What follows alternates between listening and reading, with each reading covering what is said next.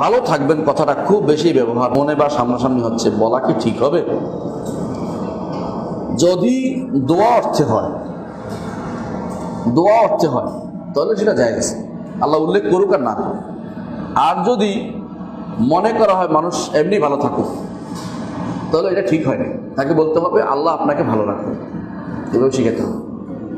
এই জন্য এইটা উত্তম হচ্ছে, যেহেতু সন্দেহের জায়গা, নিয়ম হচ্ছে যেখানে একটু সন্দেহ আসবে, শিরকের ব্যাপার, কথায় তাওহীদের ব্যাপারে সমস্যা আসবে, ইসলাম সেখানেই আমরা আগামী দর্শে তো পরের দর্শে পাবো, আগামী দর্শে পাবো, সামান্যতম কোনো আঁচ পেয়েছে, একেবারে নিষেধ নেই, তারপরে ইসলাম এটাকে নিষেধ করে দিয়েছে।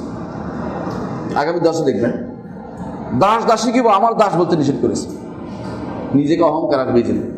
ঠিক এখানেও আপনি দেখেন, যখন আপনি বলেন যে ভালো থাকবেন, অর্থাৎ নিজে নিজে ভালো থাকতে পারবে সে, আল্লাহ তাকে ভালো রাখবে। এই জন্য বলবেন যে আল্লাহ আপনাকে ভালো রাখবে, আমি দোয়া করি যেন আপনি ভালো থাকেন, এটা বলতে পারেন। তো দোয়া করি, দোয়া তো আল্লাহ তার কাছে করা যায় না, কিন্তু ভালো থাকবেন ততক্ষণ পর্যন্ত ভালো থাকুন কি বলছে? এটি তো মিডিয়ার কথা, বলতে হবে ততক্ষণ আল্লাহ আপনাকে ভালো রাখুন, শিখে দেবেন, এটা অভ্যাস করুন।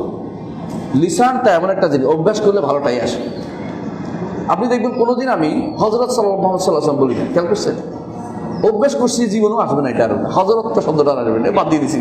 হ্যাঁ, আগে বলছি ডিকশনারি থেকে এটা বাদ দিয়ে দিছি।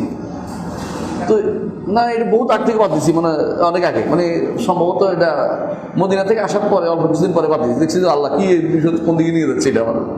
এরকম কিছু জিনিস আপনি ইচ্ছা করলে বাদ দিতে পারেন, পরিবর্তন করতে পারেন। কেমন? রাসূলুল্লাহ সাল্লাল্লাহু আলাইহি ওয়াসাল্লাম এটা চাইতেন, উচ্চারণ সুন্দর করতেন, বলাটা ঠিক করে দিতেন। এই জন্য আমাদেরকে ভালো থাকুন ব্যাপারটা আমরা ইনশাআল্লাহ বলবো না। কেমন বলবো? কি আল্লাহ ভালো রাখুন, আল্লাহর কাছে দোয়া করি তিনি যেন আপনাকে ভালো থাকেন, তার সুযোগ দেন। হ্যাঁ, অথবা দোয়া করছি যেন আল্লাহ ভালো রাখেন। এভাবে সব আল্লাহকে সাথে নিয়ে করবেন, কথা বলেন।